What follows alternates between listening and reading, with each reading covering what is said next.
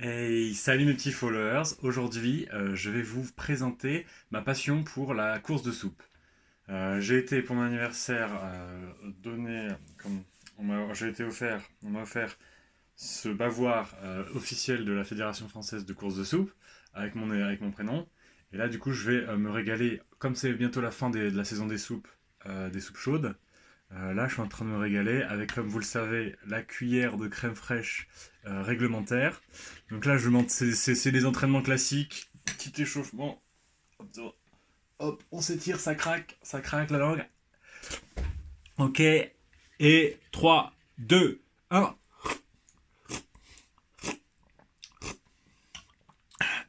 Entraînement classique. On fait 5-5. 5-5.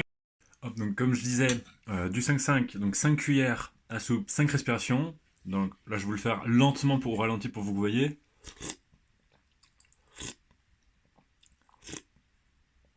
Merde, j'ai oublié à combien je suis. On va dire ça fait 5. Et ensuite, 5 respirations.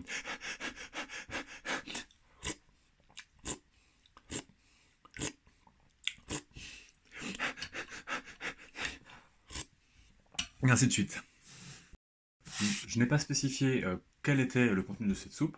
C'est une soupe F2. En termes de course de soupe, c'est non grumeleux, homologué pour des 100 millilitres soupe ou ce genre de choses qui sont donc les classiques de la course de soupe.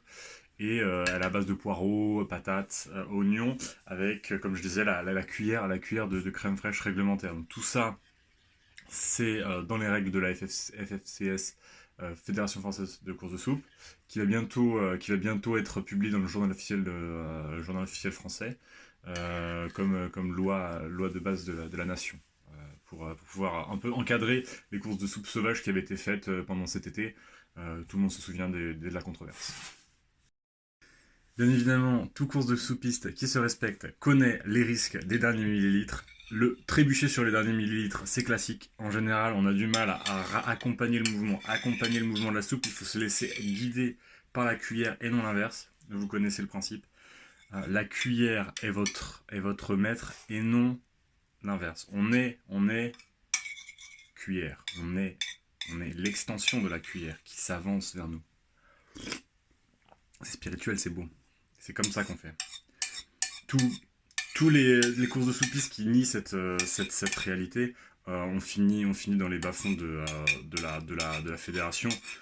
Vous vous rappelez sûrement de Bertrand Randers. Bertrand Randers, triple champion du monde à Helsinki, à Sarajevo, etc., qui avait trébuché sur sa cuillère à la fin de la course et qui a fini par une triple fracture du péroné.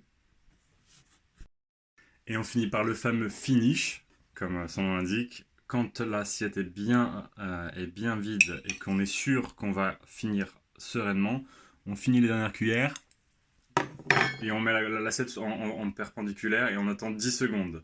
Si pendant 10 secondes aucune goutte ne tombe, c'est validé par l'arbitre et ensuite on a gagné la course de soupe si on était premier. Donc là voilà, je vous montre un petit finish. Normalement ça s'accompagne d'une célébration. Là je ne peux pas me permettre car je ne suis pas en compétition. Je vous souhaite à tous une très bonne journée. N'hésitez pas à vous inscrire dans votre club de course de soupe le plus proche de chez vous. Je remercie encore très chaleureusement Margot pour ce magnifique, mais très beau bavoir. J'en connais peu qui peuvent se targuer d'avoir ce type d'accessoires. Bonne soirée à tous et bon confinement.